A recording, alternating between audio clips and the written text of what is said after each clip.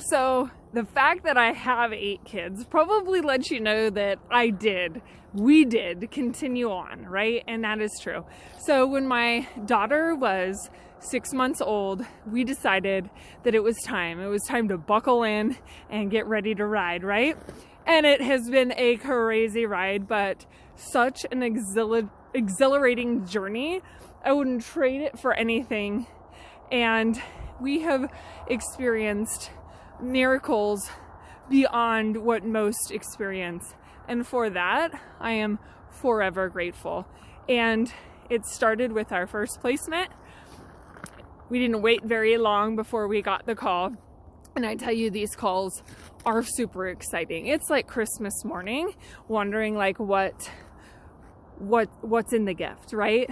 And for me, that has been the most exciting part. And honestly, if we're being honest, oh wow, there is a coyote over there. I don't know if I can get him, but wow. Okay, good thing I don't have any little dogs with me. The most exciting part, and what I also think has been like part of that addictive part of serving in this way through foster care, is having the surprise of not knowing who is going to be on the other end of that call that comes in, and then how that is going to turn out. And every case is so different. And of course, as you all know who have children, every child is different. But it started when my daughter was 6 months old, and we ended up getting our first placement, and that only lasted 6 weeks. And then, I don't know, a couple weeks of a rest, and then we got another call. And that call was for the child that we ended up having as our first adopted child.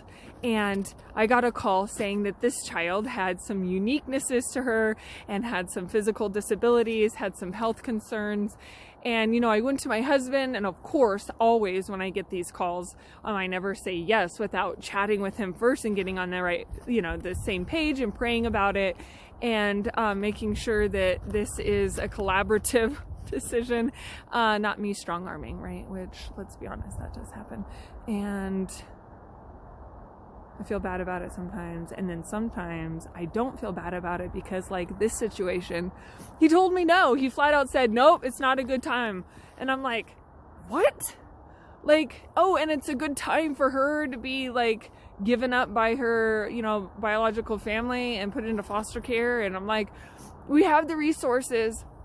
I have the room set up. I've been planning, and he's like, nope. And he was in a bad mood. And I prayed about it, and then I called them back. And usually, honestly, by the time you call them back, like they've already got this child placed, because they have called 3 agencies and 4 counties and whatever, and they're just trying to find a place for this child, right? And so I called back, and sure enough, she was still needing a placement, and I said yes. I said yes when my husband had said no, and I'm thinking, oh boy, here we go, right?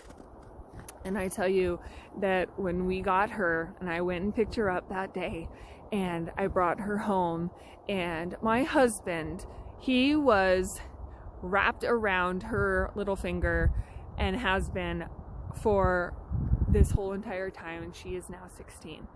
So the moral to the story here is not to go against your husband, because that is not what I am suggesting at all. But sometimes right, in your heart of those deepest places, that that there is something beyond and bigger than yourself, that you just need to trust and obey. And that is what I was led to do on that day. And I know that the Lord, like if this child wasn't for us, he would have moved mountains to figure out another scenario, another place for her. But I did have to just trust and obey. And that led us on our journey in the next chapter.